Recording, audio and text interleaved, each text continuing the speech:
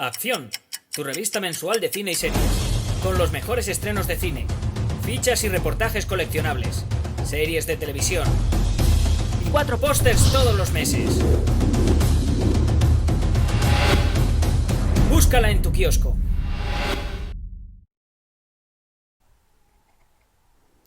Hola, muy buenas amigos, amigas, seguidores, seguidoras del canal Acción Cine en YouTube.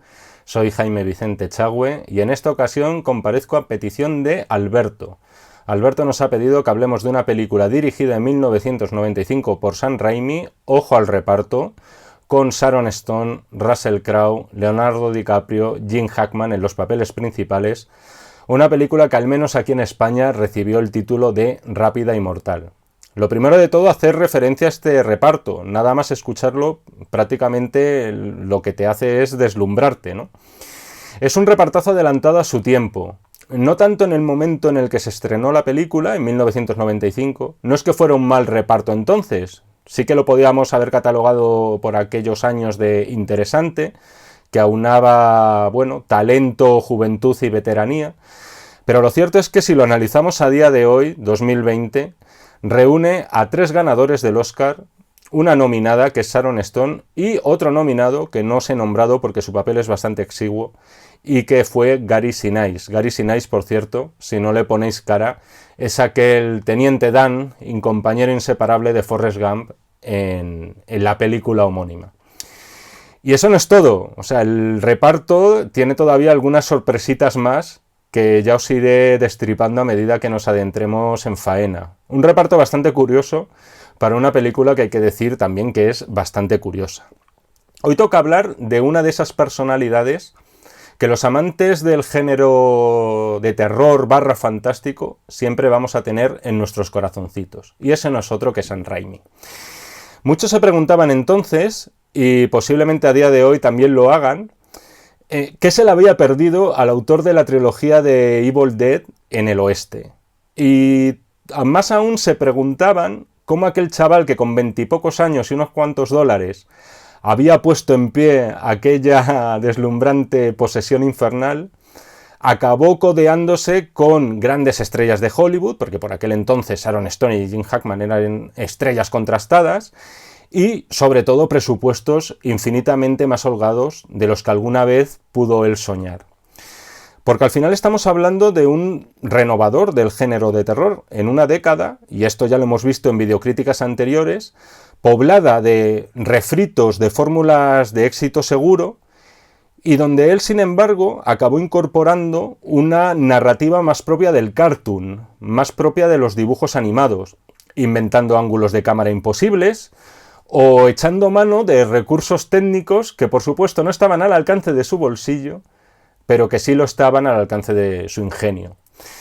Eran películas mucho más sangrientas, sobre todo las 2 primeras de esta trilogía, de Evil Dead, Terroríficamente Muertos y Posesión Infernal, o mejor dicho, primero Posesión Infernal, después Terroríficamente Muertos. La tercera, El Ejército de las Tinieblas, es muy divertida, pero ya era más paródico todo, era puro y duro cachondeo. Pero sí que es verdad que aquellas 2 primeras películas estaban encuadradas en el género gore y sin embargo Raimi, con esta caligrafía suya tan peculiar y tan particular, dotó de una mirada irónica al género que contribuyó a que estas películas pues fueran una rareza, casi algo único. De hecho, yo creo que es indudable decir que su influencia en décadas posteriores, porque ya estamos hablando de más de 40 años casi de esas películas, o cerca de 40, ha sido enorme. Por cierto, y esto también a modo de introducción de Raimi, que es un director que a mí me sorprende los picos tan altos y tan bajos que alcanza. Cuando parece que a mediados de los 90 su estrella empieza a decaer y él mismo se acomoda, y así ocurrió en parte, de repente le cae el encargo de retomar las aventuras del Hombre Araña para la gran pantalla, con el resultado que todos sabéis, y una trilogía de la cual yo creo que ha bebido mucho el actual universo Marvel. Y en estos últimos años, cuando hemos escuchado más bien poco hablar de él, parece ser que lo vamos a tener de nuevo tras las cámaras dirigiendo la secuela de Doctor Strange. Pero bueno, Rápida y Mortal. Rápida y Mortal al final vendría a ser lo que se conoce como un film de encargo. Una calificación, dicho sea de paso, con la que podemos despachar un montón de películas de un plumazo sin profundizar un ápice en ellas. Es cierto que aquí tenemos a una Sharon Stone que, además de ejercer de estrella, también vistió los galones de productora ejecutiva de la cinta. Una Sharon Stone que estaba muy crecida no solamente por el éxito enorme que tuvo su papel en Instinto Básico, sino también porque, lo que os comentaba antes de la nominación, había sido nominada al Oscar por participar en Aquel Casino de Scorsese. Para mí, yo creo que uno de sus mejores papeles, si no el mejor, interpretando a una mujer fatal de manual. Pero bueno, en todo caso, lo cierto es que Sharon Stone tenía voz y, por supuesto, tenía voto para elegir el equipo con el que quería trabajar en esta película. Y para sorpresa de muchos, la elección de Sharon Stone fue Sam Raimi. Al parecer, a la actriz le encantaba la trilogía de Evil Dead y sus deseos, por supuesto, pues fueron rápidamente concedidos.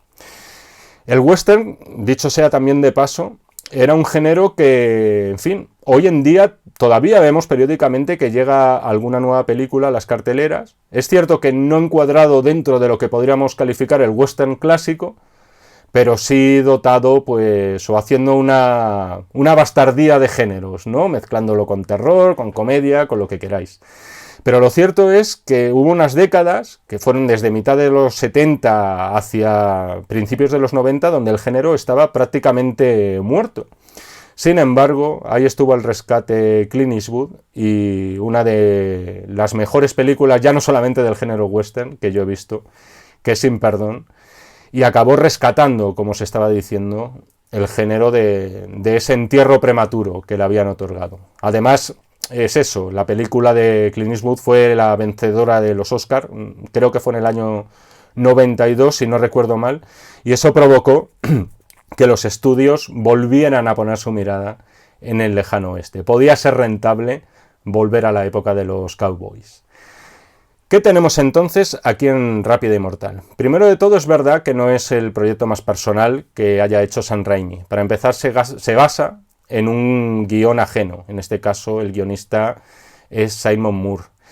Pero aquí tenemos lo que los cursis podríamos llamar un crossover. Por un lado tenemos un spaghetti western y por otro lado tenemos una película de Sam Raimi. No un western de terror, sino un western narrado con los manierismos de Sam Raimi, que en sí mismo ya por sí podría constituir un género propio. Si habéis visto la trilogía del dólar, basta, y que seguro que la habéis visto, y os basta con saber más o menos a grandes rasgos de qué va, veréis enseguida que la película que nos ocupa es un guiño constante al cine de Leone. En este caso no tenemos un hombre sin nombre, más bien lo que tenemos aquí es una mujer sin nombre, encarnada por Sharon Stone, que no en vano recibe el nombre de The Lady al principio, la dama, aunque luego después sabremos que su verdadero nombre es Ellen. Esta The Lady llega a un pueblo llamado Redemption, un pueblo sin ley alguna y que está dirigido por un despótico cacique de nombre Herodes. Herodes, eso es, sí, que vendría a ser como Herodes en inglés y que en este caso está encarnado por Jim Hackman. Allí se está celebrando una suerte de campeonato eliminatorio de duelo. O sea, con sus 16avos de final, sus octavos, sus cuartos, sus semifinales y su final. Desde que España ya cae en octavos, ya me he olvidado de cómo siguen las eliminatorias. Creo que lo he dicho bien. Pero bueno, para que os hagáis una idea, son los clásicos duelos del oeste que todos conocemos y que gana el que desenfunda más rápido, o en este caso, como recuerdan varias veces en la película, gana el último que quede en pie. No necesariamente en estos duelos se tiene que matar al oponente, basta con dejarle desarmado de un disparo. En los duelos vemos que participa este Herodes, participa también un falso reverendo, interpretado por Russell Crowe, que permanece encarcelado por el cacique interpretado por Jim Hackman, se supone que por una serie de pecadillos del pasado. También participa un chaval que se hace llamar The Kid, en este caso encarnado por Leonardo DiCaprio, y que se nos revela que es el hijo no reconocido del cacique. Sin embargo, es cierto que The Lady llega allí al pueblo, se apunta al torneo, Pero la verdadera motivación de Ellen no va a ser ganar esta competición. Lleva desde su niñez atormentada por la muerte de su padre. Por supuesto, su objetivo es asesinar al responsable de aquella muerte, que no es otro que Herodes. Ya no es solo la trilogía del dólar de Leone. O sea, si os habéis prestado un poquito de atención en lo que he dicho, entre otras referencias, también encontramos en esta premisa a aquel personaje de la armónica, encarnado por Charles Bronson en Hasta que llegó su hora. Vista hoy, Rápido y Mortal es una rareza. O sea, se pegó un batacazo importante en taquilla y, sin embargo, con los años, no voy a decir que se haya reivindicado, pero ha ido ganando más adeptos. Es una película que, para empezar, asume su condición de pastiche de los westerns de Leone y lo hace además con total descaro. El comienzo es casi idéntico a Por un puñado de dólares, con esa de Lady buscando alojamiento en un salón, ¿no? Igual que hacía El hombre sin nombre de la película de Leone. Pero ya no solamente desde el punto de vista argumental. Tenemos, por ejemplo, los primeros planos, tan caros al cine de Leone, que son aquí constante, con esas miradas penetrantes que llenan la cámara. Incluso tenemos planos de esas dentaduras tan realistas por lo putrefactas que resultan y que de vez en cuando se podían ver en el cine de Leone. Desde un punto de vista estético también es un homenaje constante. Tenemos esos personajes cubiertos de polvo que prácticamente impiden ver el color de sus uniformes, de su ropa, como ocurría con aquellos soldados de El bueno, el feo y el malo. También tenemos otro de los rasgos de Leone característicos, que era cómo contraía el tiempo a su antojo. Prácticamente se inventaba unas leyes de la física propias. Leone podía permitirse el lujo de mantener el tiempo narrativo hasta el infinito en los momentos previos a un duelo. Acordaos del duelo final de El bueno, el feo y el malo. Apoteósico, por otro lado, ¿no? Aquí vemos cosas parecidas. De forma más virtuosa, hay que decir, porque al final Raimi es un director de los jugones, ¿no? De los que les gusta mover la cámara constantemente. Concretamente hay uno de los duelos, en este caso protagonizado por el personaje de Russell Crowe, que desenfunda y liquida a un oponente mientras vemos a su vez cómo va cayendo un vaso de cerveza poco a poco acercándose al suelo.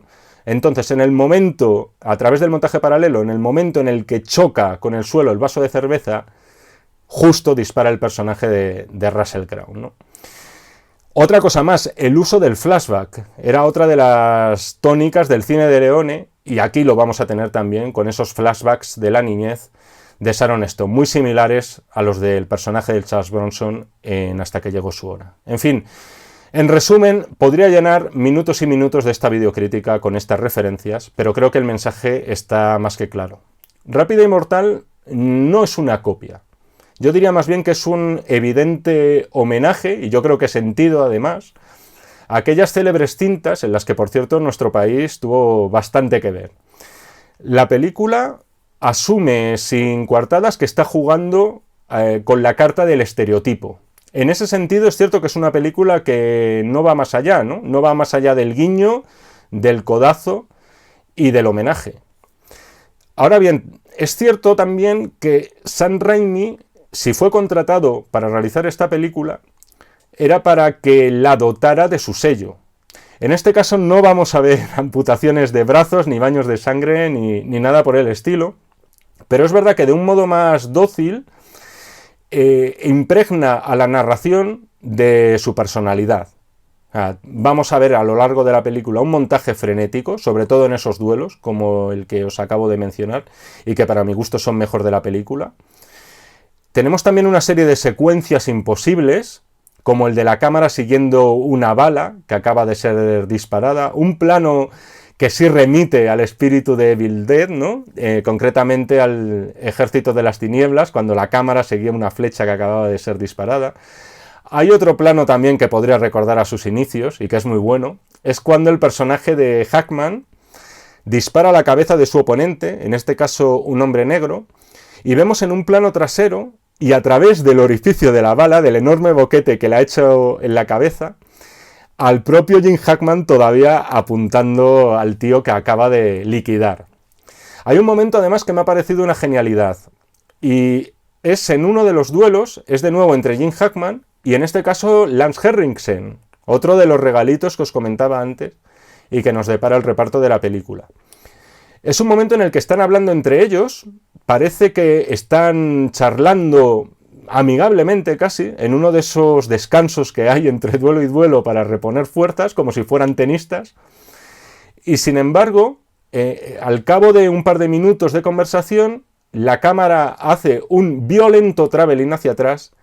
En realidad, lo que estábamos viendo en ese momento era el prolegómeno de uno de los duelos, seguido a continuación, por supuesto, del balazo que recibe en la mano el personaje de Lance Henriksen. Y a cada balazo, por cierto, Jim Hackman le va soltando una puya tras otra, y cada una más dolorosa que la anterior. En resumen, 3 estrellas, que no lo había dicho, para una cinta entretenida, y yo creo que lo es en buena parte por la dirección de Raimi, exagerada y loquísima, eso hay que aceptarlo. Por otro lado, es cierto también que estamos ante una película de 0 pretensiones, en eso yo creo que no quiere engañar y de hecho no engaña a nadie. No tiene pretensiones, por cierto, ni siquiera a la hora de reivindicar a la mujer en el género western, donde nunca ha gozado de papeles de especial enjundia. En ese sentido podríamos hablar de Rápido y Mortal casi como una película pre-Me Too. O sea, no os creáis que por el hecho de ser mujer, este personaje de Lady va a encontrar dificultades mucho más mayores de las que ya se mete que si fuera un hombre. Parece que nadie en ese pueblo de Redemption se pregunta qué pinta allí una mujer pistolera, no siendo este un colectivo, huelga decirlo, con especial representación. De algún modo todos aceptan de forma tácita que sí, es una mujer pistolera, misteriosa, y oye, aquí se la trata como uno más. La verdad es que me ha parecido bastante curioso el tratamiento. Paso a hablar del reparto. Y pese a que es verdad que es una cinta que juega la carta del cliché, y no vamos a encontrar grandes complejidades en los personajes, o al menos complejidades que no hayamos visto ya en cientos de películas, sí que merece la pena detenerse un poquito en los personajes. Y quiero empezar por el personaje que para mi gusto se coma el resto, y es este Herodes encarnado por Jim Hackman. Hackman venía de interpretar apenas 3 añitos antes a ese Little Bill de Sin Perdón, obteniendo además un Oscar al mejor actor secundario. Y aquí vendría a ser una variante no precisamente sutil del personaje. De hecho, le vemos al más puro estilo mafioso, es ese cacique que extorsiona a un pueblo entero a cambio de protección, que al final ves que es para protegerse de él mismo. Y que además, como si un emperador romano se tratara, le vemos con un palco casi presidencial contemplando los duelos, ¿no? Como si estuviera en un circo romano viendo a los gladiadores. A día de hoy, y lo digo porque, por si no lo sabíais, Jim Hackman afortunadamente sigue vivo, lleva muchísimos años retirado. Nació en 1930, por lo tanto tiene exactamente la edad de Sean Connery, 90 años.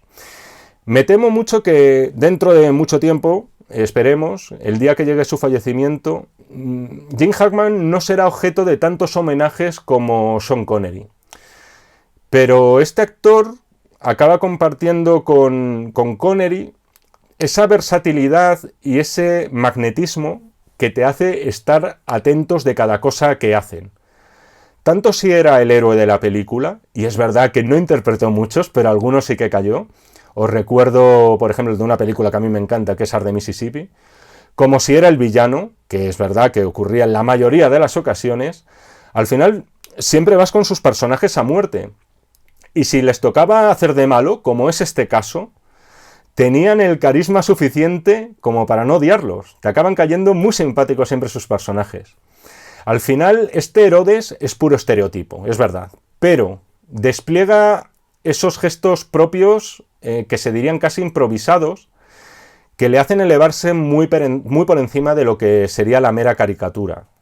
A Jim Hackman le basta con aguantar la mirada un poco más de la cuenta, morderse ligeramente el labio inferior, o soltar esas sonrisas o directamente risas a destiempo, tan características suyas, para que se coma el resto del reparto. Y, como os he comentado al principio de la película, no estamos ante cualquier reparto. Tenemos también, por supuesto, a Sharon Stone como esa de Lady, como la dama. El fuerte de Sharon Stone es sin duda la encarnación de mujeres al límite, mujeres excesivas pese a su apariencia de frialdad. Para mi gusto está un pelín apagada en Rápida y Mortal y me da la impresión de que no luce lo que debería. Insisto en lo de los clichés que os he comentado. Al final, ella es el remedo femenino del hombre sin nombre inmortalizado por Clint Eastwood, cuya virtud no era precisamente la expresividad. Podemos decir que la Stone cumple, en definitiva, en la película. Pero es cierto que siempre esperas de ella algo más de juego. Dos cosas, por cierto, a tener en cuenta, que se me iban a olvidar, y que hacen referencia a su personaje. En la versión americana se eliminó una escena, iba a decir una escena de cama, pero no es así porque en realidad ambos están de pie con el personaje de Russell Crowe. Tampoco aportaba al personaje o no le dotaba de mayor personalidad de la que ya vemos. Por otro, y perdón por el spoiler, comentar algo que me ha hecho gracia, y quizás no debería habérmelo hecho. Es en uno de los flashbacks, o mejor dicho, en el flashback final, descubrimos que el personaje de Jim Hackman le sometió a The Lady, siendo niña, a una auténtica monstruosidad. Con su padre, ahorcado, le dice que solo podrá salvarle si es capaz de cortar esa soga con un disparo. Este sadismo también, en fin, Leone 100%. Pero bueno, que esta escena se resume, como conclusión, con un balazo perfecto entre ceja y ceja que le mete al padre, encarnado por Gary Sinise. La Peque, la verdad es que apuntaba maneras ya de eso, de pequeña. Es ese tipo de detalles que en general no te hacen tomarte la película especialmente en serio, sino más bien como un divertimento festivo. También hay que mencionar a Russell Crowe como ese falso reverendo, cubierto de polvo y de mugre durante toda la película. También hay que decir que fue una elección personal de Sharon Stone, porque su nombre era un total desconocido para el público norteamericano. No hay mucho más que objetar, pero es verdad que en algunos momentos eres capaz de ver a ese actor sólido, solvente y de presencia poderosa que veremos en obras posteriores y en donde tuvo mayores oportunidades de lucimiento. Y el que me ha resultado casi reconocible es un muy enclenque Leonardo DiCaprio, como ese The Kid, bastante sobradete, hay que decir, que no puede dejar de presumir, con razón, de su puntería. No era ningún neófito Leonardo DiCaprio cuando rodó esta película. De hecho, ya era un actor bastante consolidado, con esa nominación al Oscar bajo el brazo que obtuvo por Aquí Nama Gilbert Grape, y metido en proyectos, por otro lado, tan alejados del público potencial de quinceañeros y quinceañeras como Vida de este chico o Diario de un rebelde. Lo digo todo esto porque hay una cierta convención en decir que no fue hasta después de Titanic cuando Leonardo DiCaprio comenzó a ser tomado como un actor, entre comillas, en serio. Ya en Rápida y Mortal era un actor solicitado mucho más allá del cine teen. Insisto, o sea, no es el personaje ni el papel por el que va a ser más recordado Leonardo DiCaprio, pero sí que es verdad que interpreta para mi gusto el momento más emotivo de la cinta. Es cuando se enfrenta en duelo a su padre y acaba por fin hincando la rodilla. En una película donde el drama de los personajes no va más allá de lo que es el estereotipo, lo cierto es que es el momento más sensible, ¿no?, cuando le vemos agonizar. Terminando con el reparto, como os comentaba antes, hay más sorpresitas. Tenemos, por un lado, muy fugazmente, a Tobin Bell, el Jigsaw de Saw, precisamente, que interpreta a uno de estos duelistas que, por otro lado, es una galería impagable de personajes. Pero hay dos pequeños easter eggs dentro de la película. Uno es ver al ya veterano, por aquel entonces, Pat Ingle, como árbitro de los duelos. Su película más celebrada, posiblemente no, es seguro Esplendor en la hierba. Pero es verdad que su presencia en Rápida y Mortal acaba remitiendo también a ese Hollywood más secundario. Pat Ingle le hemos visto en infinidad de películas. Le hemos conocido, voy a decir, las generaciones más jóvenes, las generaciones posteriores, por ejemplo con su papel de comisario Gordon en el Batman de Tim Burton, entre otras. Y por supuesto también hay que hacer una pequeña mención de honor a Buddy Strudi, aquel secundario y jugador de fútbol americano de raza negra que dijo definitivamente adiós con esta película, a la que no en vano pues le fue dedicada. Ya que estamos en westerns, Strudi era aquel sargento negro de la película de John Ford, juzgado por una violación que no había cometido, y también participaba, cómo no, en uno de los grandes logros de Sergio Leone en Hasta que llegó su hora. Aquí, por cierto, le vemos al principio interpretando a ese fabricante de ataúdes que tanto nos recuerda al de Por un puñado de dólares. Y ya para terminar, algo de música. Supongo que por motivos de producción y por no ser un proyecto muy personal, Raimi no contó aquí con su compositor habitual, que era Joseph Loduca. En su lugar, y no está nada mal el reemplazo, tenemos a Alan Silvestri. Un Silvestri, por cierto, al que no le era ajeno todo este universo del western. Había puesto banda sonora, si os acordáis, a la saga de Regreso al Futuro, cuya tercera parte estaba ambientada en el oeste. Aquí, acorde al espíritu de la película, juega al remedo. O sea, es una banda sonora totalmente a la manera de Morricone, con aquellos silbidos y con aquellos toques de trompeta como principales guiños al compositor italiano. Pero es cierto que si pegáis un poquito el oído cuando veáis la película, y concretamente así sucede en varias escenas de duelos, reconoceréis ese estilo sinfónico, dramático e intenso que habéis podido escuchar en otras joyas de Silvestri. En este caso, me atrevo a decir que hay compases calcados a Depredador. Y como aquel era un banda sonorón de cuidado, no solo se lo perdonamos, sino que además se lo aplaudimos. Y esto ha sido todo. Espero que os haya gustado esta videocrítica, os espero aquí con todas las peticiones que queráis y por supuesto nos leemos en este y en los que están por venir de los números de la revista Acción. Muchas gracias, chao. Acción, tu revista mensual de cine y series, con los mejores estrenos de cine, fichas y reportajes coleccionables, series de televisión y 4 pósters todos los meses. Búscala en tu kiosco.